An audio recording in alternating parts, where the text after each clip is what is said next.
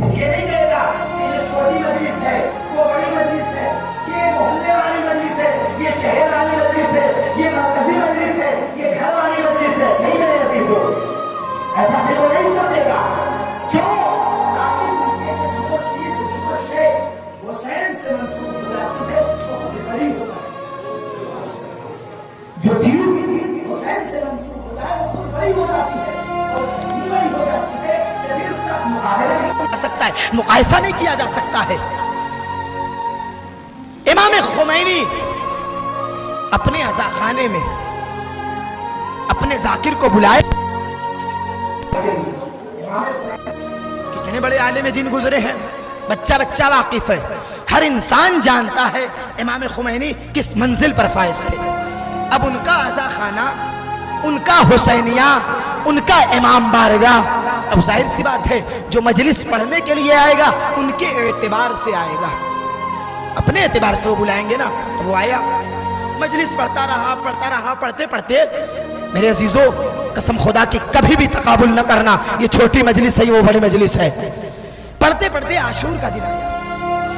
عاشور کی مجلس پڑھنے کے بعد آغا غازی عزا خانے سے باہر نکلے. اب جیسے ہی عزا خانے سے باہر نکلے، چھوٹے چھوٹے بچے، گاؤں میں ہوتا ہے کہ بڑے بھی عزاداری کرتے ہیں. اچھا کچھ بچے ہوتے ہیں جو چھوٹا سا عزا خانہ بنا دیتے ہیں، ٹینٹ ڈلوا دیتے ہیں، چھوٹا چھوٹا پنڈال سجوا دیتے ہیں. آج بھی دوسرے ممالک میں آپ جا کر دیکھیں تو بہت سی ایسی جگہ ہیں یا خود گاؤں میں بھی بڑے بڑے ٹینٹ پڑتے ہیں جب عزا خانہ چھوٹا پڑ جاتا ہے. جو مرکزی مجلسیں ہوتی ہیں تو ان کے لیے ٹینٹ پڑتا ہے، پنڈال بنتا ہے. تو اسی طریقے سے اس زمانے میں بھی پنڈال بنا تھا. اچھا بچے اپنے اعتبار سے چھوٹا پنڈال بنائے ہوئے تھے، چھوٹا ٹینٹ بنائے ہوئے تھے اپنے قد و قامت کے اعتبار سے. اب ظاہر سی بات ہے اگر ہم ٹینٹ لگوائیں گے تو اپنے جسامت اور قد و قامت کو مد نظر رکھتے ہوئے بنوائیں گے، اور بچے بنوائیں گے تو چھوٹا ہی تو کریں گے. بچے آنے کے بعد کہتے ہیں آپ آج میری مجلس پڑھ دیجئے. اچھا اتنا بڑا ذاکر چھوٹے چھوٹے بچے آ کر کہیں کہ مولانا صاحب آج ہمارے یہاں آپ مجلس پڑھ دیجئے.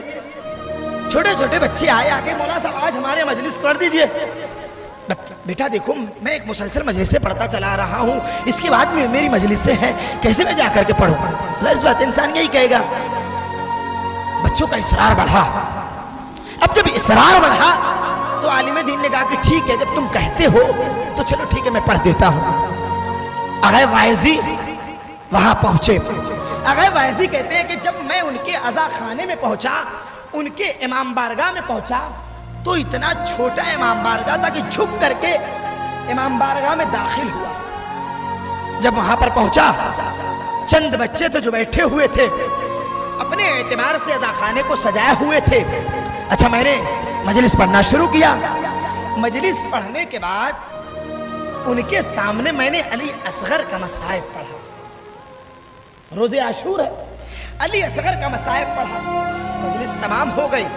بچوں نے کہا کہ آپ کو جانا نہیں ہے، ہم نے تبرک کا بھی انتظام کیا ہے. کہا دیکھو وقت نہیں ہے میرے پاس، اتنا بڑا عالم دین پڑھ دیا میں نے کافی ہے. دیکھو بیٹا گھبراؤ مت، کوئی بات نہیں میں جا رہا ہوں، ضروری نہیں ہے انشاءاللہ پھر کبھی کھا لیں گے پی لیں گے. تو بچوں نے کہا کہ ہم نے بنا لیا ہے، تبرک کا انتظام ہم نے کیا ہے.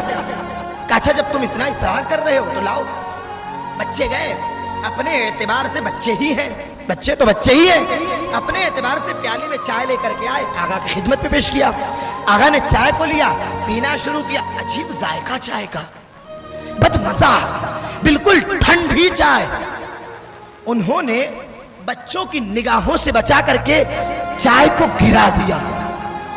عام زبان میں کہا جائے کہ چائے کو پھینک دیا اور کہا کہ دیکھو میں نے چائے پی لیا ہے، اب مجھے اجازت دو، شام غریبہ مجھے پڑھنا ہے تاکہ میں یہاں سے نکلوں. آغا واعظی وہاں سے نکلے. نکلنے کے بعد جہاں ان کو مجلس پڑھنا تھا وہاں پر پہنچے. پہنچنے کے بعد مجلس کو پڑھا، شام غریبہ پڑھا. شام غریبہ بھی ہو گئی. اب شام غریبہ پڑھنے کے بعد آغا واعظی رات کے اپنے کمرے میں جاتے ہیں اور سو جاتے ہیں. اب جب سوتے ہیں تو خواب میں ایک بیوی آتی ہیں اور آنے کے بعد کہتی ہیں اے واعظی آج تم نے ایک مجلس پڑھا ہے، वाइजी ने कहा कि नहीं, मैंने तो कई मजलिसें पढ़ी हैं, शाम गरीबा पढ़ के आ रहा हूं, उससे पहले न जाने कितनी मजलिसें पढ़ी है, कैसी बातें कर रही हैं आप? कहा नहीं वाइजी, बस एक मजलिस तूने पढ़ा है। कहा कौन सी? कहा वो मजलिस जो तुमने बच्चों के यहां जाकर के पढ़ी थी। कहा उसे मैंने कबूल किया है। कहा अच्छा। कहा वाइजी, लेकिन तुमने एक काम वहां पर अच्छा नहीं किया था। कहा क्या? कहा जो तबर्रुक मिला था तुमने उसे फेंक दिया था, गिरा दिया था। तुम्हें मालूम है वो चाय किसने बनाया था? कहा मुझे नहीं मालूम। कहा उस चाय को मैंने खुद अपने हाथों से बनाया था। ये हुसैन की मां कह रही है, ये ज़हरा कह रही है, मैंने उस चाय को खुद अपने हाथों से बनाया था।